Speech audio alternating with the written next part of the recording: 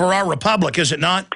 Yes, and it's hard teaching people some of these lessons in the midst of a crisis because then, and you can understand the emotions, you know, when law and order breaks down, most people say, well, just quit the killing, calm down things, you better bring more police in. And that's, you know, a pretty natural response, but not realizing that we have had too many policemen already and too many bureaucrats and too much federal government, too much taxes and all that. So it to me, the earlier the education occurs, the better. I think people have to know and understand why it's in their best interest, that the free market works better. People think that you have to sacrifice and all this. I don't think you have to sacrifice a thing. Freedom. If you get your freedom, you don't have to sacrifice anything because you have your incentives. You can take care of yourself a lot better than the government, and that's a system that has worked. And unfortunately, we're about to give it up, and that's why I fear the day when law and order breaks down. People are questioning whether there'll be riots in our streets like there have been overseas already, and I suspect that the American people are like other people, and even in the 60s we had our riots and our shares of problems here. So people will act in a violent manner, and yes, that's up for grabs. And you know, all factions then will be looking to get the powers and the strings of government. So we have a big job ahead of us. So we're going into some very stormy waters? No doubt. It's coming. Congressman, no doubt you've probably heard about it or seen it, but CNN, MSNBC, Democracy Now!, they all singled you and I out specifically and played clips of you speaking in your Texas Straight Talk and clips of my radio/TV show where we talked about the Second Amendment being there, and it's in the Declaration of Independence, it's in the Bill of Rights, to defend against crime on the streets, but also against a tyrannical government.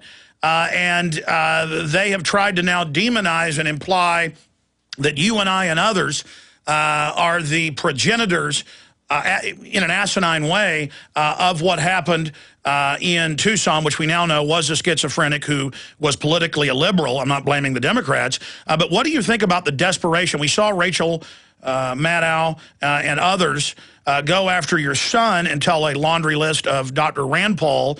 And, of course, that backfired on him, only seemed to boost his approval rating when Clinton went and campaigned against him. Now we see them doing it against you and I because they see us as a threat because we're getting the truth out.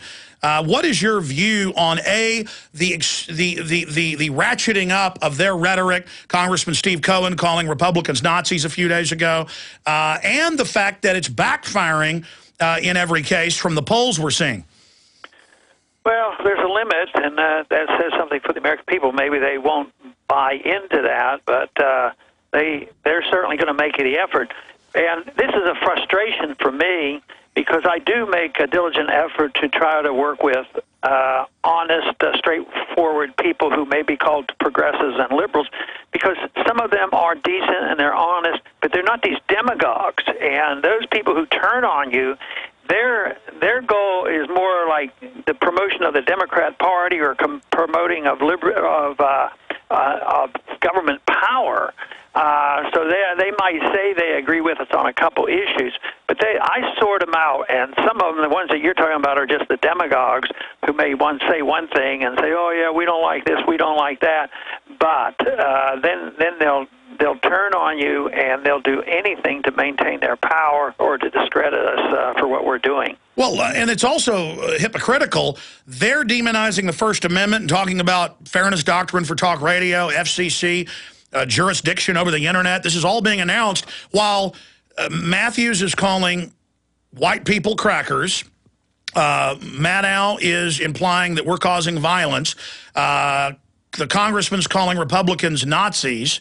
I mean, it's just incredible how they're trying to balkanize and turn the American people against each other. When you look at the polls, liberals, conservatives, libertarians, almost everybody's against the banker bailouts, the wars. I mean, the momentum is shifting towards freedom.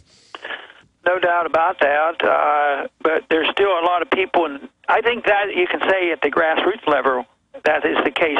Our problem has been, it's taken a long time to build the bureaucracy, and when you think of these millions of people who are living off the government and work for the government, and they work in Washington, they're embedded freedom, and so many in Congress, they have all clung to these views that they've held before. But the American people, are further ahead. I think the people are always ahead of the politicians, and hopefully we'll win out on this fight. But unfortunately, the opposition has a lot of guns. Isn't it interesting how they want to take our guns away? But everything that government does depends on a gun. It's all about... It's their guns against the guns of the civilians, but whether it's tax collection or telling you whether you can dig a ditch on your land and how you can use your land, you may be accosted by a federal agent with a gun. Everything they do has to be enforced with a gun, and it's a threat. So.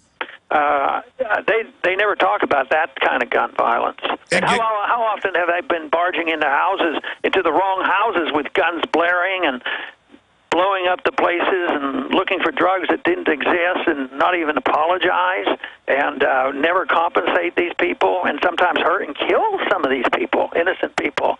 And that's the kind of gun violence that ought to be, rejected. Absolutely. Mao Zedong said political power grows out of the barrel of a gun. Well, we're the people, and that's our check and balance. Congressman, in the 8 minutes we've got left with you, we have a prisonplanet.com, Infowars.com headline. Congressman, senator, or president, as you know, a lot of big scientific polls, the Hill newspaper, the Democratic affiliate, Public Policy Polling, and others are finding that you're in the #1 or #2 seat to win the Texas Senate race for U.S. Senate, if you so choose. And at the same time, you've won the CPAC coveted Republican straw poll while giving an anti-war, anti-empire speech. I have to just give you my opinion. I believe, as running for president, you don't have as good a shot as winning, though you do have, I think, a pretty good shot, but you'll have a much more powerful educational platform, I'd say 10 times bigger than 2008, going into the critical crisis. But if you go for Senate, you've probably got a better chance of winning. Congressman, and of course, then you'd have even more power with the filibuster in the Senate. Congressman Ron Paul, that's the question A, what are you looking at there? And B, you've said the people, if they're behind you, and if things continue to deteriorate right this, that folks will listen to you more, that you may run. I believe you're going to run because you know it's the right thing to do, and we win just by you running, being able to educate people. Where do you stand on this? People are chomping at the bit to know, and I saw your quotes in the news saying that you are interested in the Senate polls you've been seeing. Well, unfortunately, I'm still very ambivalent about all this. I usually am not ambivalent on my views and what I do and what my plans are, but it does require a major decision, a personal decision, a family decision, a political decision, all of these things. So I'm pretty undecided on what to do, and I think it through. People keep asking me, do you think about doing this or that? And I admit it, I do. I think about it all the time. Not only because I wonder what I'm going to do the rest of my life, but I often think about it because when I get on radio talk shows, they ask me these kind of questions. But I'm still pretty undecided on what I should do and what I can do and what I'll end up doing. Well, I challenged your doctor and now senator's son when he was really just exploring it more than, I guess a year and a half, 2 years ago. And I said, look, Rand, you're going to win just by injecting real ideas. And I said, I believe you will win. And because, I'm no political rocket scientist, but I could look at the field in Kentucky. I could see the Tea Party movement that your supporters started 4 years ago, 3.5 years ago. And look, he's there. He's won. He went through hell, but he's there, and he did the right thing for his country and for humanity. And just as I asked you on air and off air before you ran for president very early on, I know many others did, said, Congressman, I know it's rough on your family, the attacks, the physical danger, but I said, you've got to do it. And you're a man of conscience, a man who has a big heart and who I know from your actions and your fruits, but also my discernment is the real deal. I don't think you have any choice but to run for president or bare minimum Senate. And it is your destiny, Congressman Ron Paul, in your almost 40 years of standing up for liberty. And so I'm drafting you right here, and I know my listeners are. And and if your health holds up, you've taken care of yourself, barring that, I just hope and pray, sir, that you do run for president. And I think the sooner you announce, the better, so we can get the money and the energy and the grassroots behind you. And I want you to know you've got my full support of our millions of listeners. Well, I appreciate the comments.